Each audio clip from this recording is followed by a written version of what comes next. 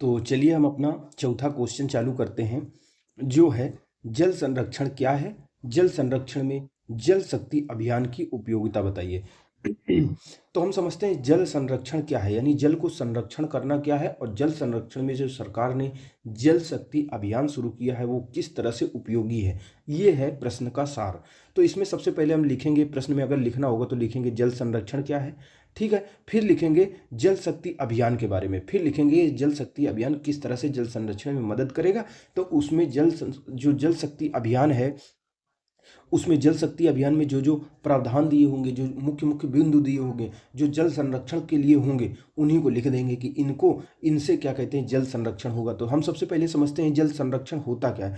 तो जल संरक्षण का मतलब होता है, ये नहीं होता कि कुल संरक्षित रखे रहो रखे रहो रखे रहो। जल संरक्षण का मतलब होता है जल को बचाना, उसको रीयूज करना, कम से कम उपयोग करना, उसको बेकार बर्बाद नहीं करना, ठीक है, उसका रीयूज करना, रिसाइकिल करना, यानी और उसका प्रयोग करना।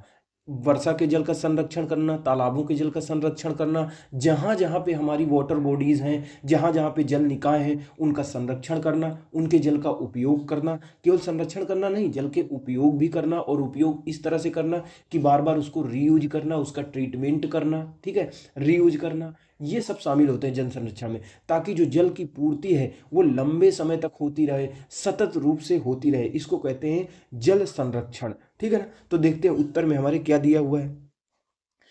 उत्तर में साफ पहले लिखा हो, यदि जल उपलब्ध है तो हमारा भविष्य सुरक्षित है। जल प्रत्येक जीव की मूलभूत आवश्यकताओं में से एक है। कोई भी जीव पानी जरूर पीता है, और जल के बिना हम जीवन की कल्पना भी नहीं कर सकते। इसलिए निबंध शैली में बिल्कुल क्वेश्चन आंसर लिख दिया। तो जल प्रत्येक जीव की मूलभूत आवश्यकताओं में से एक है, और जल के बिना हम जीवन की कल्पना भी नहीं कर सकते। इसीलिए जल संरक्षण पृथ्वी पर जीवन के लिए आवश्यक पहलू है, ठीक है। जल संरक्षण मुख्य रूप से अब बता रहा है, जो मुख्य पॉइंट है हमको यहां से शुरू कर देना है। जल संरक्षण क्या है, तो हम सीधे से लिखेंगे जल संरक्षण से आशय, ऐसे लिख देंगे। तो जल संरक्षण मुख्य रूप से जल और इसके संसाधनों के उपयोग, ठीक है, उपयोग, इसकी रक्षा करने से, जल संरक्षण जो जल संसाधन है इनकी उपयोग करने से, इनकी रक्षा करने से, संरक्षण करने और नियंत्रण करने को संदर्भित करता है। यानी केवल कुल रक्षा, संरक्षण और नियंत्रण को नहीं संदर्भित करता है, बल्कि उसके युक्ति युक्त और विवेकपूर्ण तरीके से उपयोग को भी संदर्भित करता है, ठीक है। ये होता है जल संरक्षण से आशय, ठीक है। यानी जल संरक्षण से आशय मुख्य रूप से जल और इसके संसाधनों के उपयोग करना, उनका रक्षा करना, संरक्षण करना और नियंत्रण आदि को संदर्भित करता है। जल संरक्षण क्या है, ताजे पानी का प्रबंधन है। जो ताज़ा पानी, जो मीठा पानी होता है उसका प्रबंधन है। अपव्यय यानी जो बर्बादी होती है उसको कम करना है। पानी और उसके स्रोतों की रक्षा करना है, जैसे कहीं नदी है, कहीं कोई पोखर है, कोई झील है, ठीक है, कहीं पानी भरा हुआ है तो उसका संरक्षण करना है, यानी कि बर्बादी करते चले जाओ। कोई आर्द्र भूमि है तो और इस प्रकार से ये सब करते हुए जल की कमी से बचने की एक प्रणाली है जिसमें जल का सतत उपयोग भी होता है, ठीक है ना। जल शक्ति अभियान, अब ये हम जल संरक्षण के बारे में बता चुके, अब बताएंगे कि जल शक्ति अभियान किस तरह से जल संरक्षण में महत्वपूर्ण भूमिका निभा सकता है। तो यहाँ पे सबसे पहले जल शक्ति अभियान के बारे में थोड़ा सा बता दे रहे हैं।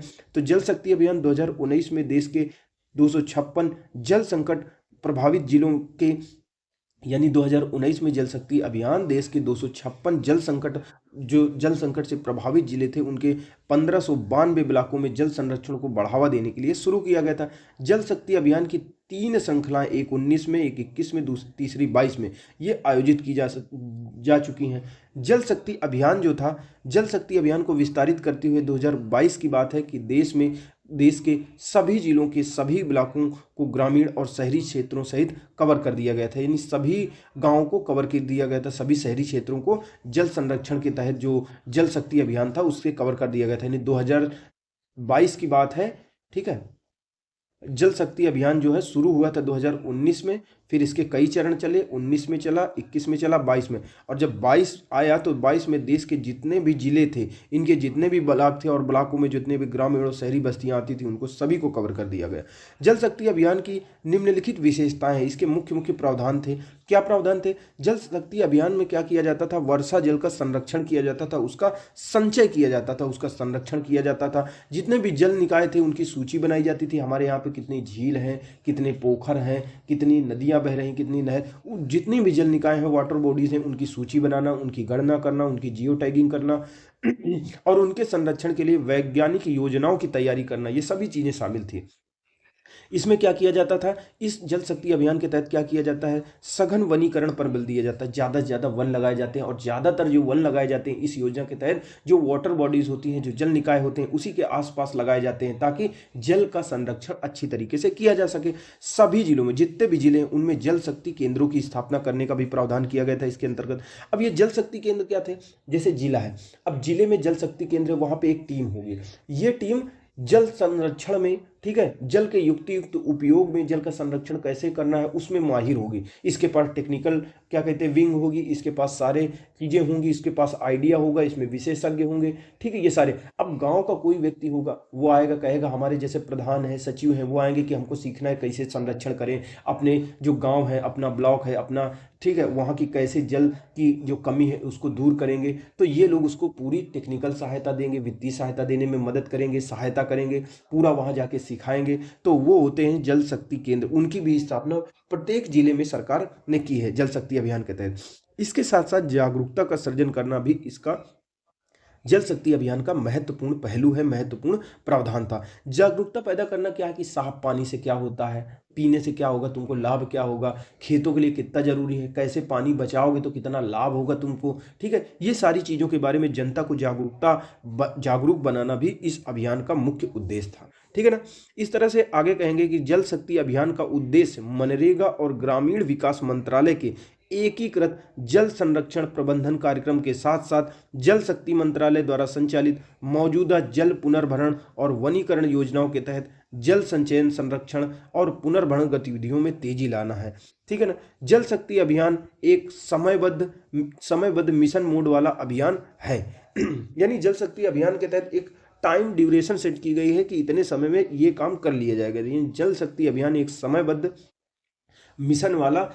मिशन मोड वाला, यानी जल शक्ति अभियान एक समयबद्ध मिशन मोड वाला अभियान है। इसके तहत वर्षा के जल का संचयन करना, ठीक है ना, संभरण करना, किस प्रकार से भूमिगत जल को भरना है, जल निकायों को पुनर्जीवन प्रदान करना है, जैसे कोई तालाब है, पोखर है, बावड़ी है, कुआं है, उनको कैसे पुनर्जीवन प्रदान करना है, कैसे उनके अंदर की जो सिल्ट जमा हो गई, मिट्टी जमा हो गई, गंदगी हो गई, उसको निकालना है, फिर उसमें कैसे पानी को संरक्षित करना है, बोरवेल रिचार्ज कैसे करना है, ठीक है, ढांचों का पुनः नवीनीकरण करना है, ये सारी चीजें जल शक्ति अभियान में निश्चित की जाती हैं, ठीक है ना। इसके साथ ही व्यापक सघन वनीकरण पर भी जोर दिया जाता है, यानी जल शक्ति अभियान है, इसमें क्या क्या किया जाता है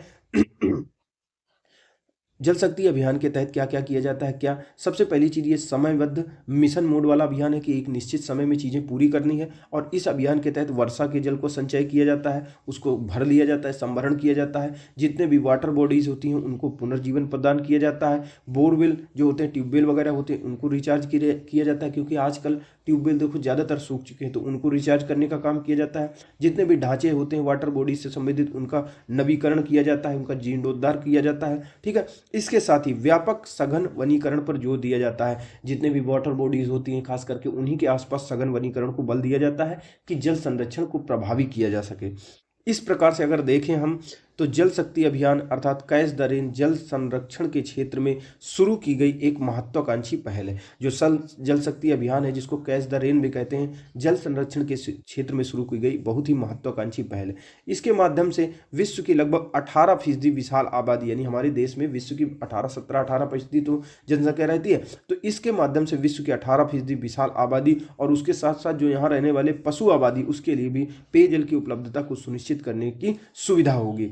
भारत सरकार द्वारा जल संरक्षण को जन आंदोलन के तौर पर संचालित किया जा रहा है, यानी भारत की जो सरकार है जल संरक्षण को जन आंदोलन यानी एक आंदोलन बना रही है जिसमें जनता शामिल है। जल संरक्षण एवं भौम जल पुनर्भरण के लिए जल जीवन मिशन, अमृत सरोवर योजना, अटल भूजल योजना जैसी गतिविधियां संचालित की जा रही हैं। यानी सरकार क्या कर रही है, जल संरक्षण के लिए जल को किस प्रकार से संरक्षित करना है, और जो ग्राउंड लेवल वाटर है उसका फिर से रिचार्ज करने के लिए सरकार तरह तरह की योजनाएं चला रही है। अमृत सरोवर योजना चला रही है, जैसे गांव के आसपास आप देखे होंगे, कहीं जाओ तो बहुत सारे तालाब नए नए खोदी है सरकार, तो वही अमृत सरोवर योजना सरकार लेकर आई है। सरकार अटल भूजल योजना लेके आई है जल संरक्षण और भौम जल पुनर्भरण के लिए। अटल भूजल योजना जिसके तहत भूजल का रिचार्ज किया जाता है, ठीक है, जल जीवन मिशन, ये सारी गतिविधियां संचालित की जा रही हैं।